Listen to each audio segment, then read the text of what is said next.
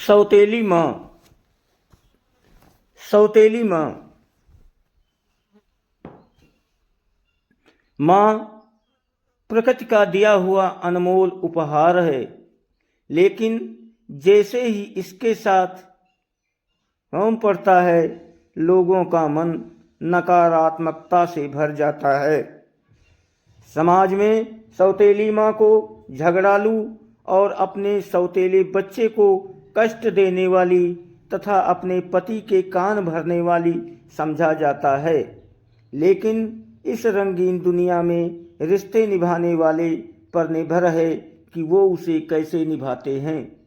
दोस्तों, ये कहानी एक सौतेले माँ की है, जिसने अपने प्यार की ऐसी मिसाल पेश की कि लोगों को सौतेली माँ के प्रति सोच ही बदल गई। प्रीतमपुर गांव में एक जमींदार रहते थे। उनका 8 वर्ष का एक बेटा था, जिसका नाम विक्रम था। वो उम्र में छोटा जरूर था, लेकिन उसके ठाठ में कोई कमी नहीं थी। वो राजा महाराजाओं की तरह बर्ताव किया करता था। हवेली के सारे नौकर विक्रम के इशारों पर नाचा करते थे। उसके बात करने का अंदाज शाही था। विक्रम की माँ यानी जमींदार की पत्नी का 6 माह पूर्व देहांत हो चुका था। जमींदार अपने बच्चे की जवाबदारी अकेले नहीं संभाल पा रहे थे, इसलिए वो दूसरी शादी करने का विचार करते थे। गांव के पंडित जी उन्हें पहले ही कई रिश्ते दिखा चुके थे। उन्हीं में से एक अच्छी पढ़ी लिखी लड़की जमींदार को पसंद आती है। वो एक गरीब परिवार की लड़की थी। उसके पिताजी अपनी बच्ची के भविष्य के लिए एक बड़े घर में रिश्ता करना चाहते थे, और जमींदार एक बहुत बड़ी हवेली का मालिक होने के साथ साथ कई तरह के कारोबारों का भी मालिक था, जिसे देखकर लड़की के पिता एक बच्चे के बाप से अपनी बेटी की शादी करने को तैयार थे। दोनों की उम्र में लगभग 12 वर्ष का अंतर था।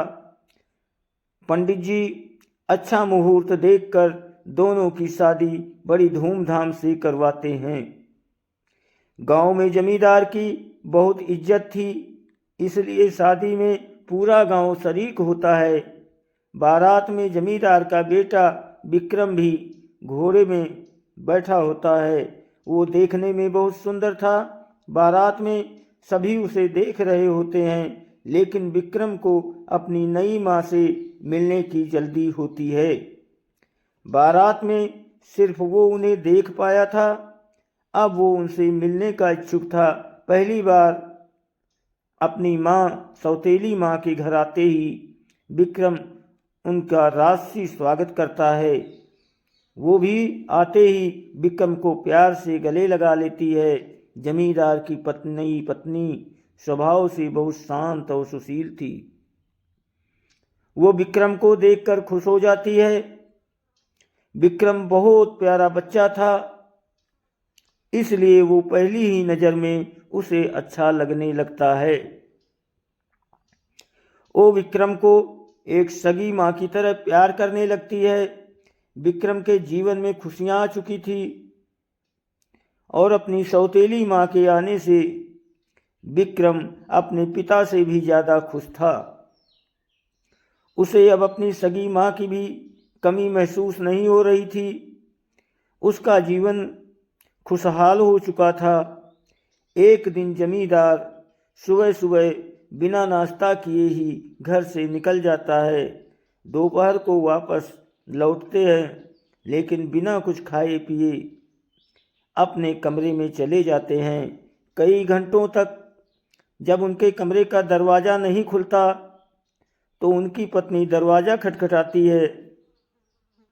काफ़ी देर तक दरवाज़ा खटखटाने पर भी अंदर से किसी की आहट सुनाई नहीं देती। तभी वो नौकरों से दरवाज़ा तोड़ने को कहती है, और जैसे ही दरवाज़ा खुलता है उनके पैरों तले ज़मीन खिसक जाती है। जमींदार फांसी के फंदे से लटक रहे होते हैं, और उनके बिस्तर पर एक चिट्ठी रखी होती है। इतनी कम उम्र बेचारी का सुहाग गुजर चुका था। अपने पिता की मौत की खबर सुनकर विक्रम को गहरा आघात पहुंचता है। वो मानसिक तौर पर हतोत्साहित हो जाता है।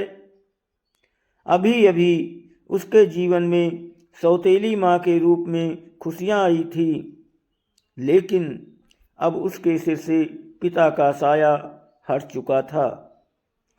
दोनों का बहुत कुछ छिन चुका था, लेकिन अभी तो दुखों की कुछ बूंदें ही गिरी थी, सैलाब आना बाकी था। जैसे ही जमींदार की पत्नी उनकी लिखी चिट्ठी पढ़ती है तो उसके होश उड़ जाते हैं। जमींदार की सारी संपत्ति छिन चुकी थी और अब वो कर्जदार हो चुके होते हैं। दरअसल उन्होंने एक प्रोजेक्ट में बैंक से लोन लेकर बहुत बड़ा निवेश किया था, जिसके लिए उन्होंने अपनी सारी ज़मीन जायदाद गिरवी रख दी थी, लेकिन वो प्रोजेक्ट बर्बाद हो गया, जिससे उन्हें भारी नुकसान हुआ और अब उनकी सारी संपत्ति नीलाम होने वाली थी। विक्रम अनाथ के साथ साथ गरीब भी हो चुका था। जमींदार की मौत के कुछ दिनों के बाद ही इनकी सारी संपत्ति नीलाम कर दी जाती है और इन्हें सारे कारोबार के साथ साथ हवेली को भी छोड़कर जाना पड़ता है। विक्रम और उसकी सौतेली माँ बेघर हो चुके थे। लड़की के पिता उसकी दूसरी शादी का विचार कर रहे थे, लेकिन वो अपने बच्चे से बहुत प्यार करती थी। वो उसे अकेला छोड़कर जिंदगी नहीं बसाना चाहती थी, इसलिए वो अपने पिता के घर नहीं जाती। लड़की के सारे रास्ते बंद हो चुके थे, लेकिन गांव के लोगों की मदद से उन्हें इतने पैसे तो मिल चुके थे कि वो कुछ महीने किराए के घर में गुजार सके। विक्रम की सौतेली माँ पढ़ी लिखी थी। वो शहर जाने का फैसला करती है और थोड़ा बहुत सामान लेकर अपने बच्चे के साथ बस से शहर चली जाती है। शहर पहुंचकर वो एक झुग्गी झोपड़ी में कमरा किराए से लेती है और वहीं अपने बच्चे के साथ रहने लगती है। घर का खर्च चलाने के लिए वो गली गली खिलौने बेचने का काम शुरू करती है और उसी से अपने बच्चे का गुजारा करने लगती है। विक्रम को गरीबों वाली ज़िंदगी पसंद नहीं आ रही थी। उसे खाने को 2 वक्त की रोटी तक ढंग से नसीब नहीं हो रही थी। कई बार विक्रम को कचरे से खाना उठाकर खाना पड़ता था। विक्रम के सारे ठाठ जा चुके थे और वो अपनी बेसहारा माँ के साथ शहर में दर दर की ठोकरें खाने आ चुका था। धीरे धीरे उसे गरीबी में जीने की आदत सी होने लगती है। विक्रम को जो मिलता वो वही खा लेता। विक्रम को रह रहकर अपने पिता की याद आती है, क्योंकि पिता के राज में उसे 56 भोगों से सुशोभित भोजन प्राप्त होता था। लेकिन आज वो एक एक निवाले के लिए तरस रहा है। एक दिन विक्रम रास्ते में किसी से खाना मांग रहा होता है। तभी रास्ते से गुजर रही कार में बैठा एक व्यक्ति उसे पहचान लेता है, क्योंकि वो कई बार विक्रम के पिताजी से मिलने हवेली जा चुका था। वो विक्रम के पास पहुंचकर अपनी कार रोक देता है और गाड़ी से उतरकर विक्रम से उसके हालातों की वजह पूछता है। बड़े दिनों बाद विक्रम से किसी ने उसके हालातों पर चर्चा की थी। अचानक विक्रम फूट फूट कर रोने लगता है। वो उन्हें अपना समझकर सारा दुख बयान कर देता है। ये व्यक्ति एक बहुत बड़े व्यापारी थे और वो जमींदार को अपना अच्छा दोस्त समझते थे, लेकिन व्यापारिक यात्राओं के कारण कई सालों से वो जमींदार से मिल नहीं पाए थे। जैसे ही उन्हें जमींदार की मौत का पता चला तो उन्हें भी बहुत बड़ा धक्का लगा। वो विक्रम से कहते हैं, तुम लोग इस समय कहाँ रहते हो बेटा? विक्रम उन्हें अपनी झोपड़ी में ले जाता है और अपनी माँ से मिलाता है। वो उनकी कुछ मदद करना चाहते हैं, इसलिए कुछ पैसे निकालकर विक्रम की माँ के हाथों में देते हैं, लेकिन वो खिलौने से इतना कमाने लगती है कि अब वो किसी का एहसान नहीं लेना चाहती थी। जैसे ही इन्हें पता चलता है कि विक्रम की माँ खिलौने बेचती है, वो खुश हो जाते हैं, क्यों इत्तेफाक से इनकी भी एक खिलौनों की फैक्ट्री है और इन्हें एक अच्छी सेल्स गर्ल की तलाश थी। विक्रम की सौतेली माँ सड़क पर खिलौने बेचते बेचते एक कुशल विक्रेता बन चुकी थी और वो इनकी कंपनी में नियुक्त होते ही अपनी कड़ी मेहनत और लगन से 2 सालों के अंदर खुद की एक छोटी सी खिलौने बनाने की फैक्ट्री खोल देती है और अब धीरे धीरे इनकी जिंदगी बदलने लगती है।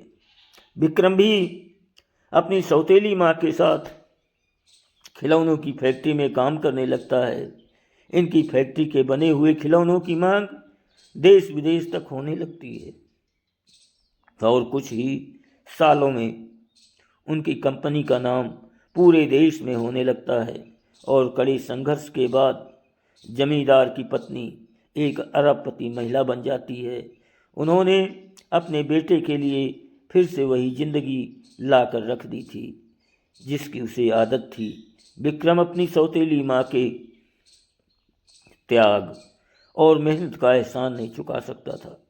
वो अपनी सौतेली माँ को भगवान की तरह पूजने लगता है और गमों बाद छटते हैं और गमों के बादल छटते हैं, खुशियों की बारिश के साथ ये कहानी भी ख़त्म होती है।